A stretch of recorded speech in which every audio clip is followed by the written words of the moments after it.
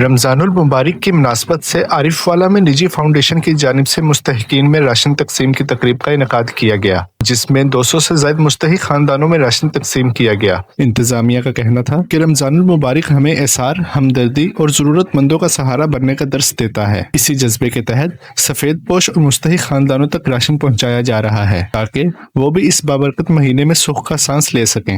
माह रमज़ान की मुबारक सातों के अंदर मुस्तहिक और गरीब लोगों के अंदर रमज़ान फूड पैकेज की तकसीम का अमल जारी है। मशकूर हैं कि जिन्होंने पाकिस्तान के ऐसे मुस्तहिक लोगों के लिए ये रमज़ान पैकेज भेजा।